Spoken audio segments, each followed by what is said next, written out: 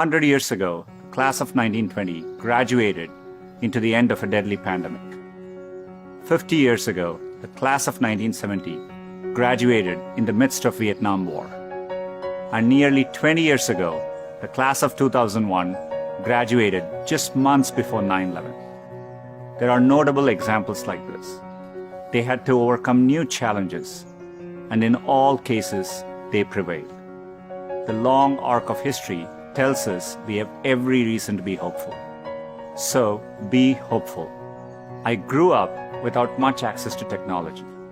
We didn't get our first telephone till I was 10. I didn't have regular access to a computer until I came to America for graduate school. Under television, when we finally got one, only had one channel. So imagine how awestruck I am today to be speaking to you on a platform that has millions of channels. By contrast, you grew up with computers of all shapes and sizes.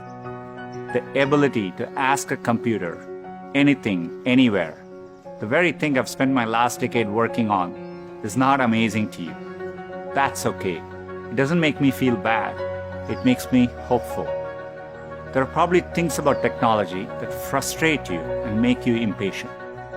Don't lose that impatience.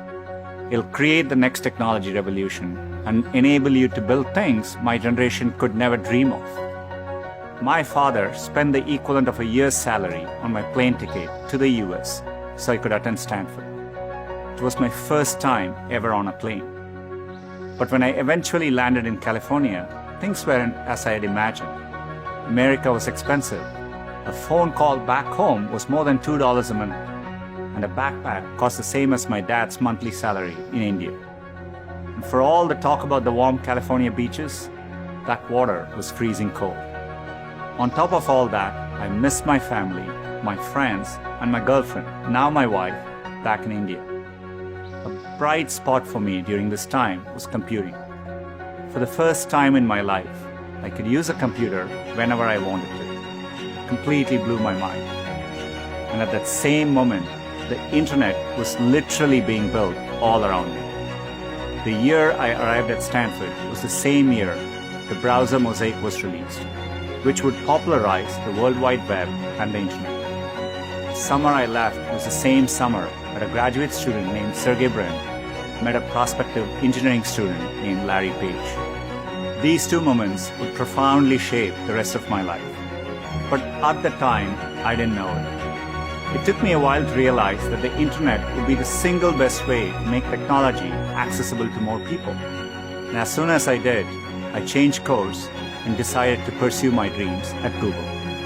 Inspired by the wonder that first browser created in me, I led the effort to launch one called Chrome in 2009 and drove the effort to help Google develop affordable laptops and phones. Believe me when I say I saw none of this coming when I first touched down in the state of California 27 years ago. The only thing that got me from there to here, other than luck, is a deep passion for technology and an open mind. So take the time to find the thing that excites you more than anything else in the world. Not the thing your parents want you to do, or the thing that all your friends are doing, or that society expects of you. I know you're getting a lot of advice today, so let me leave you with mine. Be open, be impatient, be hopeful. If you can do that, history will remember the class of 2020, not for what you lost, but for what you changed. You have the chance to change everything.